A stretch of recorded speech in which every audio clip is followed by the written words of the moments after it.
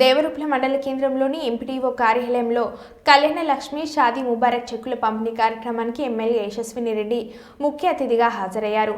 మండలంలోని 60 మంది లబ్ధిదారులకు మంజూరైన 60,60,6,960 రూపాయల చెక్లను ఎమ్మెల్యే మామిడాల యశస్విని రెడ్డి అధికారులతో కలిసి పంపిణీ చేశారు. ఈ సందర్భంగా వారు మాట్లాడుతూ గత బీఆర్ఎస్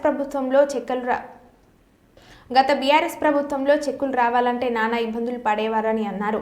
అదే మన ప్రజాప్రభుత్వంలో ఎటువంటి అవినీతికి తావులేదన్నారు.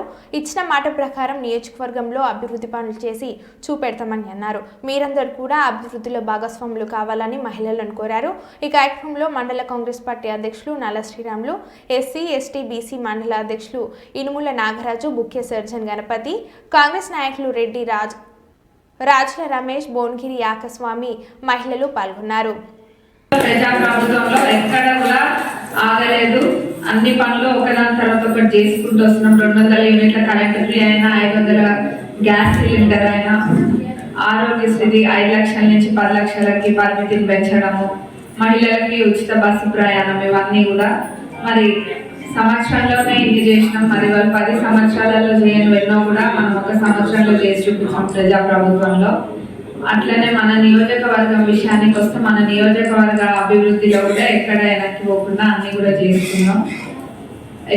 అభివృద్ధికి వెనక్కి పోను, ముందే ఉండి అన్ని చేస్తాం. మీకు దానికి మీ అందరి సపోర్ట్ కూడా కావాలని కోరుకుంటున్నాం. చెక్కులు రావాలంటే నాన్న ఇబ్బంది పెట్టేటోళ్ళు. ఎవరు ఏ పార్టీ అన్నా చూసి వేరే పార్టీ వాళ్ళ అయితే ఆ చెక్కులు వాళ్ళ ఇంట్లోనే పెట్టుకోవడం, పార్టీ మాత్రమే ఇస్తామా, లేకపోతే కొంతమంది వసూళ్ళ బ్యాచ్ వాళ్ళు వసూలు చేయడం, డబ్బులు వసూలు చెక్కులు ఇచ్చేటోళ్ళు. ఇప్పుడు ఎక్కడ కూడా అట్లా చేయకుండా లీడర్స్ కూడా కాంగ్రెస్ పార్టీలో ప్రజాప్రభుత్వంలో అట్లాంటివి ఏమీ జరగకుండా ఎవరే పార్టీ అయినా చూడకుండా చెక్కులు ఇస్తున్నాము. ఎందుకంటే ఎవరైనా అర్హులైన వాళ్ళే అప్లై చేసుకుంటారు కాబట్టి ఎవరే పార్టీ అన్నది లేకుండా మొహం చూసి ఓటు పెట్టట్లేము. ఒక్కటి కూడా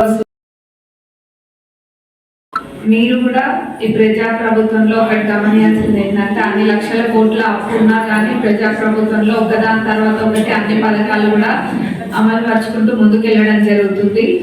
మీరు చూసినట్టయితే రుణమాఫీ కూడా 21,000 కోట్లు అయింది. ఇంకా మిగతా 10,000 కోట్లు కూడా త్వరలోనే చేస్తారు.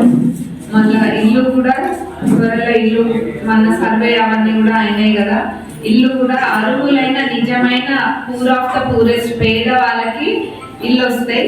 అంతేగాని మొత్తము పార్టీ వాళ్ళకి గతంలో ఇచ్చినట్టుగా ఇల్లున్న వాళ్ళకే ఇల్లు అట్లా రావు.